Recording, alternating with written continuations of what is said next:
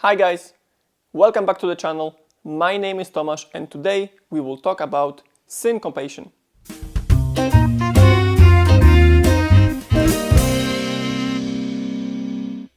Let's start with what is syncopation. Now in dancing world, syncopation is when we put two steps in one beat. So physically when our step time value is half a beat. So basically whenever you have an end in the timing of your figure, you can spot a syncopation. It will be very helpful to first watch the video about the weight change timing we did and then continue watching this video, as many of the information will be very useful and will make it much easier to understand what we're talking about. So we will put the link in the description below. Just to show you a visual example of what syncopation is, let's demonstrate it. Usually in ballroom dancing we have one step per one beat, which means when we count in half beat value we will go one end, two end. So basically in the end of every single beat we complete the weight change transfer.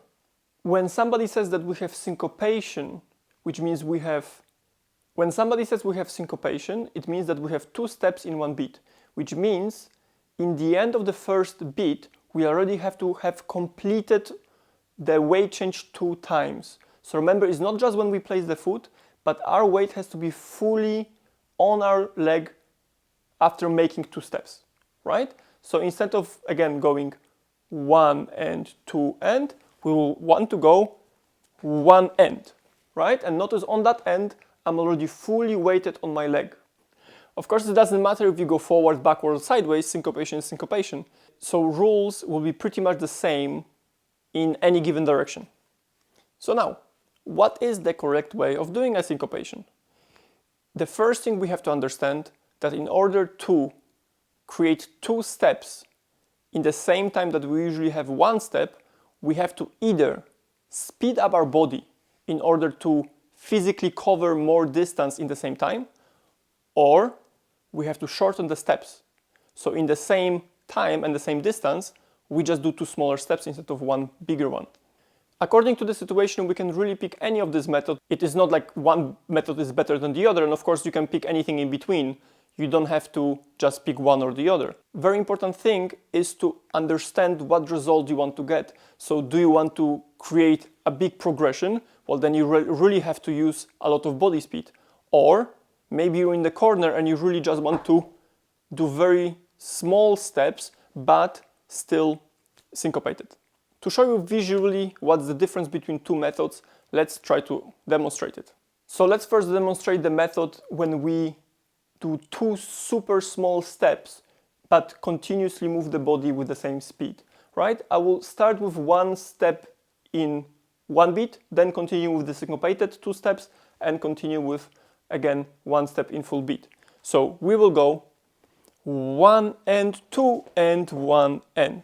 So now the second method, where we will try to really pick up the body speed in order to get a bigger size of step during the syncopation. Hopefully I'll have enough space. And one and two and one end. So you can clearly see that in the second method I covered more distance. But in the first method I maintained the same body speed even though I had a syncopation. This is, by the way, every single time we try to record a video, our cat, actually not our cat, but this cat thinks that it really likes attention. I think it really likes attention. It's very important that when we try to pick the second method, when we try to cover more distance, we don't just do it by placing the legs in front of the body. Although the moving leg speed will have to increase, of course, because it has to respond to the speed of the body, it's the body that really has to accelerate.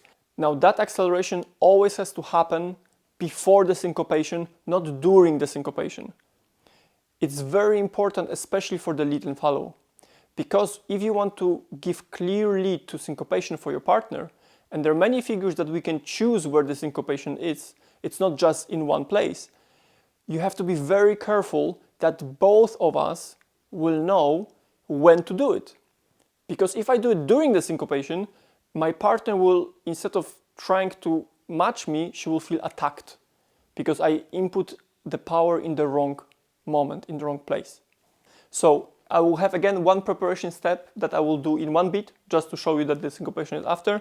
So just before I finish that step on one end, I already have to start speeding up with my body, so my partner starts feeling that we will continue moving faster into the syncopation. Now, of course, that works both ways.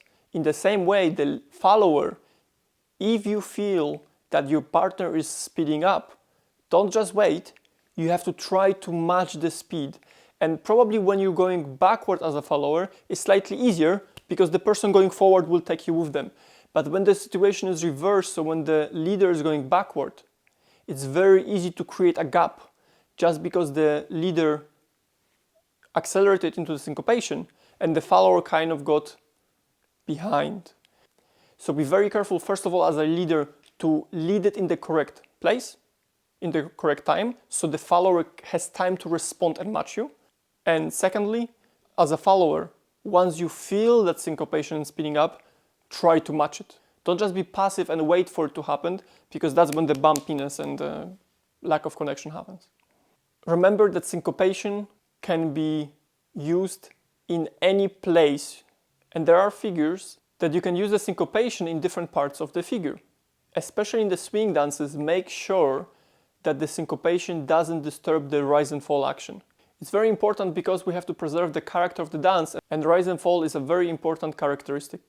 When you choose a place where you want to use the syncopation, please make sure that this is the best place you can put it, which means that is the easiest and gives you the result you want.